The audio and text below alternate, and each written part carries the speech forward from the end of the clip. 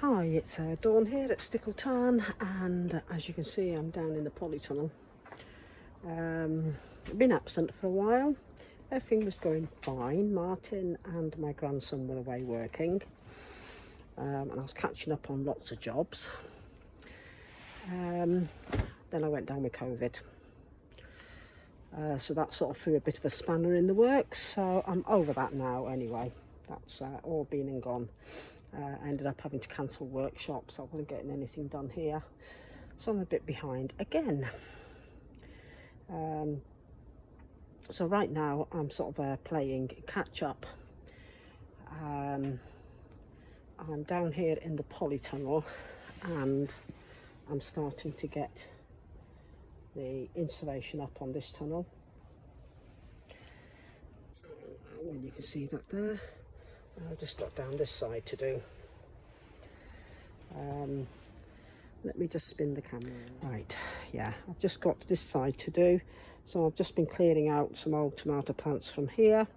There's still tomato plants and there is still lots of tomatoes. So I'm going to go around now and be really ruthless and just sort of pick any that are sort of ripe, going ripe.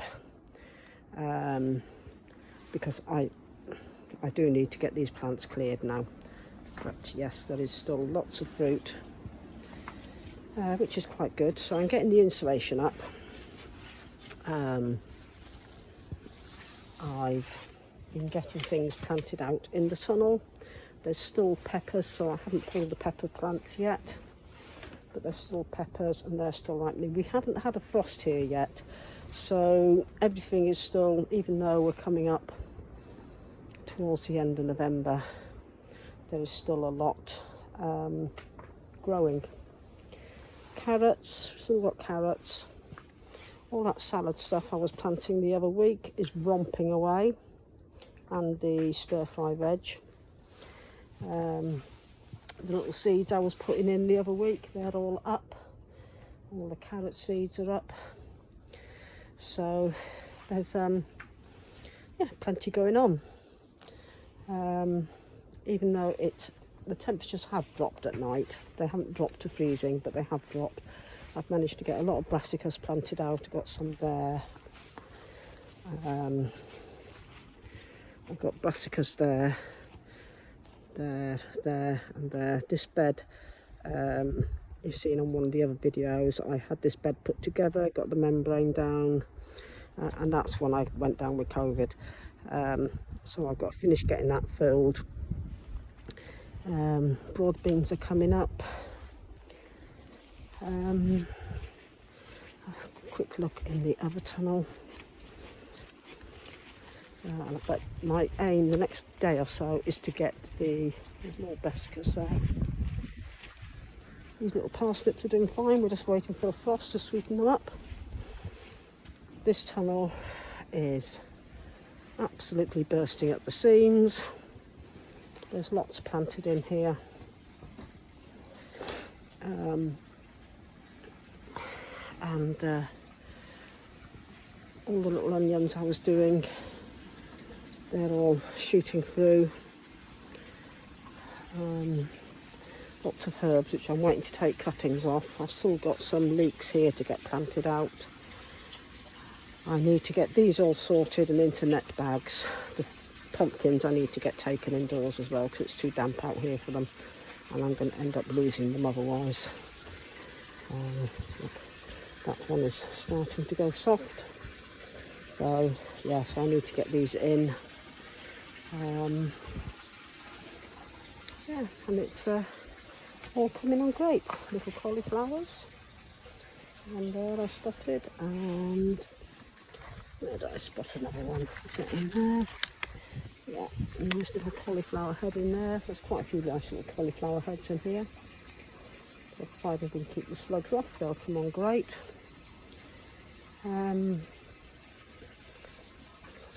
Yeah, so there's plenty going on. I could have done without going down with COVID. That sort of lost me a whole week. But it is what it is. There's nothing we can do about it now. So, right, so I'm going to crack on with this insulation. at least get this tunnel done. It's still all wet and muddy out there.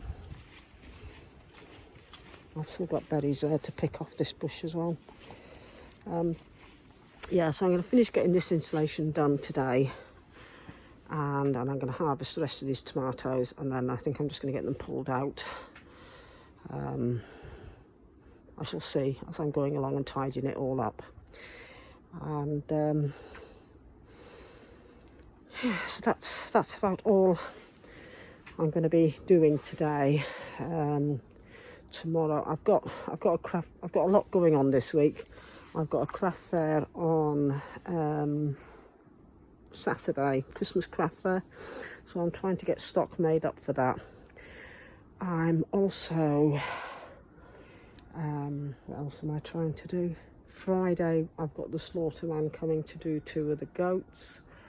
Once they're done, then Elvis can go back down with the other 2 boys, and then I can get all the goat house cleaned out. I thought there was something else on this week. Can't remember what it was. We took Poppy. Poppy went to see the specialist. She's sitting out here at the moment. So yeah, she's just sitting over there. She doesn't come into the polytons.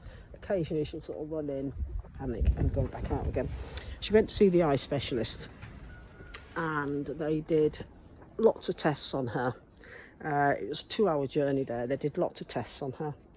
She was very, very scared, but she was a star patient, and they conducted all the tests, etc. She didn't put up any resistance, and they concluded her other eye, the air pressure is normal, which is good, but the other eye has got a cataract.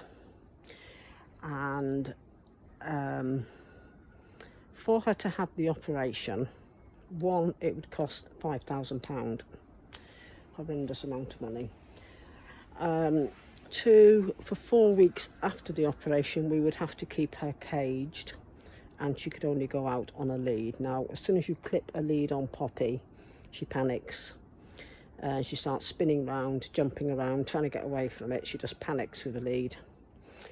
Now, they said for that 4 weeks, we can't let her jump. She can't play with the other dogs. That's why she'd have to stay caged, and she'd have to stay as calm as anything. So that would be a challenge.